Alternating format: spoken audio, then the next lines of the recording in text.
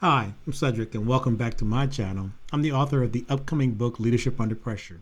In this episode of our multi-part series on relational intelligence, we'll explore how to lead with integrity in one of the most politically polarized environments I've ever seen, today's government workplace.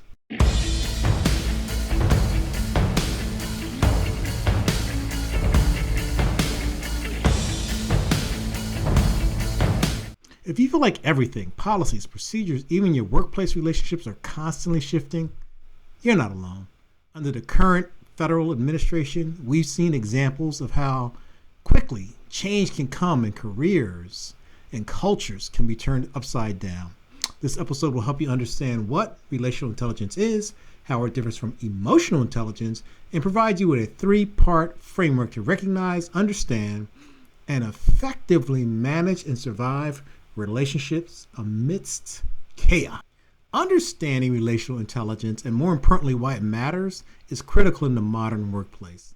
The government today is not just politically charged, it's volatile. For example, over 290,000 federal employees have been impacted by mass layoffs and workforce reductions under the second Trump administration. That's more than 12% of the civilian workforce in less than a year. How about this stat? Roughly 140 EPA staffers were placed on administrative leave after signing a dissent letter opposing the administration's policies. Some were even escorted out of the building. Finally, 17 inspectors general were fired in a Friday night purge. It shook federal oversight. Many were notified via email, raising legal and ethical concerns. I'll stop right here for now, but I think you get the point I'm trying to make.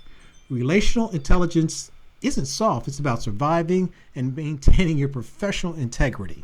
First, what is relational intelligence? Esther Perel, a leading expert on relationship, defines it as the ability to connect with others within the workplace and to establish mutual trust, to stay connected amidst the tasks. It's about building and bridging differences and navigating interpersonal dynamics. Now, before we go on, let's talk about another form of intelligence that has received a lot of attention in recent years. That would be emotional intelligence.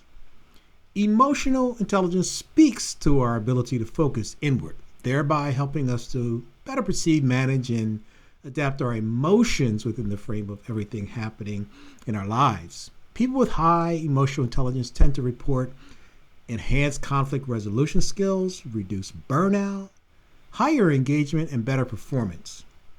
Relational intelligence, by contrast, is outward facing. As applied to the current workforce environment in the government, the questions are, how do you build and maintain relationships and stay connected when trust is fractured? How do you build bridges between people of vastly different history, experiences, and points of view? In short, relational intelligence is about connecting outside of ourselves, whereas emotional intelligence is about what's going on inside and how that impacts our life. In the government workplace today, in that climate, staff are being fired, silenced, surveilled. Relational intelligence is not just helpful, it's an essential skill that just might save your job. Today, I want to lay out a three-step framework for how you can think about relational intelligence and how you can take action to implement some important strategies in the workplace. Step one deals with acquiring greater awareness about your key work relationships. In this step, you assess who you're working with and what they mean to you right now. Ask yourself, where do I stand with my boss, my coworkers, other people I work with, including those who may be in other departments? This is even more important if you have a new boss or if there has been an influx of new people into your organization. You should consider the quality and the nature of these relationships. Are the people you're dealing with supportive, or are they politically toxic? You should have a sense of who is actively helpful in the current work environment and who, for whatever reason, is not. In the assessment process, we come to accept that not every person has to be treated the same way. Everyone is important, but not everyone does not make the same contributions in every situation. There are some people who you will need to be close to you and you can count on them to deliver when necessary. They make big picture contributions to your careers. Other people will be with you only for a period as you work on specific projects or programs. The intensity of the relationships could be transactional. Stated another way, in business, some people are only helpful when they are. It's not personal, but at the same time, it's best if you can treat each work relationship as something more than transactional. You might work together again in the future. During the assessment process, you should consider the fact that different people bring different skills and abilities. Sometimes we need help with financial analysis. Other situations may require marketing skills. Still, other people may contribute system design or technical skills. Or it may be that an unlikely key relationship ends up being a person who can help you by making critical introductions to decision makers. Often, it ends up being situational as things change. While some people might be key contributors in your circle right now, other people in your inner circle may be distractions. When an organization is experiencing rapid change, the last thing you may want or need are people so agitated by the change and disruption that their energy, their anxiety, even their fear contributes to instability, possibly making what is already a stressful situation worse. If people around you are causing a distraction, they may not be key to your current success in the organization, even when you like them. While you may still connect with them personally, they may not be key in the context of the current business cycle. There are a few strategies you can use to help enlighten and heighten your awareness of relationships dynamics around you. First, you can do what is called relationship mapping. This entails listing the key people you work with, including colleagues, allies, and influencers. You can evaluate the type of energy that exists in your relationship. Ask yourself, what kind of energy do I bring to our interactions? And conversely, what kind of energy do the other people bring? You can also do some reflective questioning that can help you identify potential blind spots you may have regarding certain relationships. Again, times change and people change. None of us are immune to having blind spots, especially when it comes to longtime business colleagues or conversely with new relationships. Blind spots can and often do sneak up to bite us. Consequently, we need to challenge our assumptions about our workplace relationships. Longtime friends may no longer align with our purpose or values. New work colleagues may share our purposes or our values, but they are at the same time loyal to the new bosses associated with the new team. New people are in some ways free because they're not carrying any of the historic perspectives, so it's often easier for them to go along to get along.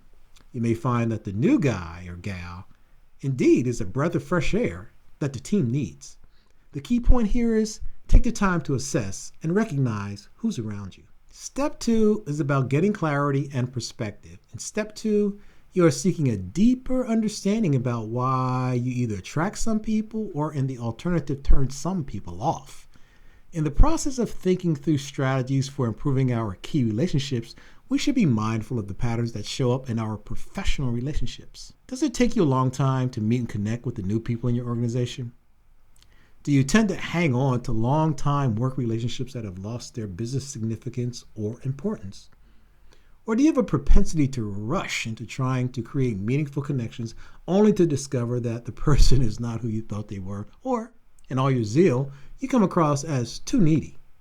Clarifying relationship dynamics does not mean shutting down connections with people when the business elements of a relationship change. A good personal relationship in a workplace should survive even if work assignments change. As you consider your relationship patterns, you should take the time to understand what's driving the patterns. As is the case with practically every area of life, a lot of our patterns arise from unmet needs, fears, or past wounds. If you've ever been betrayed by a colleague, it can be extremely difficult for you to trust people, especially new people in the organization. And if you've ever been left out of the inner circle in an organization, you may do your best to fight for inclusion, which could cause others to feel like you're coming on way too strong. Ultimately, a great deal of how other people relate to us is based on our own behavior. To that end, it becomes important for us to reflect on what happened in the past and on the people we are working with, especially in pressure-filled situations. Issues can arise when someone you work with proposes some action you do not agree with, or when your boss asks you to carry out a task in a manner that is inconsistent with past policies or practices. As you work through these situations, consider what worked or what failed in the past so that you can, to the best of your ability, maintain positive relationships irrespective of outcomes. This is where understanding your own behavior can be very, very useful. Understanding your patterns can help you manage assumptions about trust, collaboration, and loyalty. It's important to have an honest and accurate assessment about where you stand with each one of your key relationships. How long you've known someone matters, but the reality is people and circumstances change over time. Similarly, just because someone is new to the organization, we should not automatically disregard the fact that they may become critical members of the team. The new team member is often very close to the new boss. We need to understand where we stand with the people who have been designated as important organizational contributors and actively try to cultivate those key relationships. If we determine that a relationship is key, then we need to give it some attention as soon as we can. Perhaps one of the healthiest things you can do is to reframe your expectations about your relationships. Now, this will take some work, and the result should not involve radically shifting existing relationships or rushing into creating new ones. It's more like a periodic review of why we trust some people and not others. Understanding why collaborating with some people is very hard but relatively effortless with other people.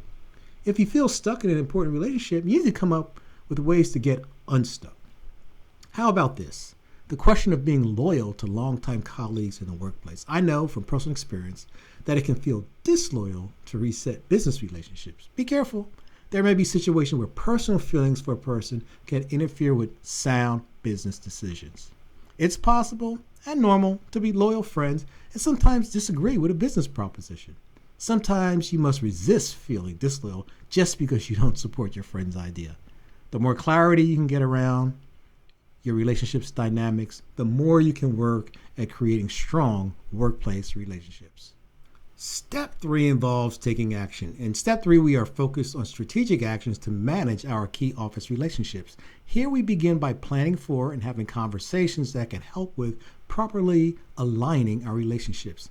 An ethical motivation is key because we don't want to engage in manipulative behavior or violate our values. So, are there people in your circle you need to interact with in a different way? A boss, an influential peer, or someone in another work group who plays a contributing role in your group's overall business performance? If so, are you investigating areas of common interest with these people? How about addressing areas where there may have been some prior misunderstandings with folks? Also, it's always helpful to remember that adding value to others in a manner where your efforts will not be viewed as manipulative or disingenuous is one of the best ways to change relationships dynamics. There are times when you may need to pull back from certain relationships based on changing projects or program requirements. It does not mean that the person is longer important to you. It just means that the business relationship or the business-related interactions need to be recalibrated so that you are properly focused on the business needs along with managing your career aspirations and goals. Again, all people are important, but everyone does not make equal contributions all of the time, especially in business.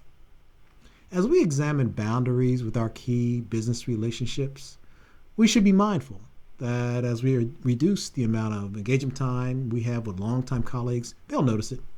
We have to proceed cautiously because we want to protect all of our relationships, both personal and business. We need to talk to people about what's going on so that we don't just suddenly drop out of their lives without explanation. Honest conversation helps explain the changed circumstances.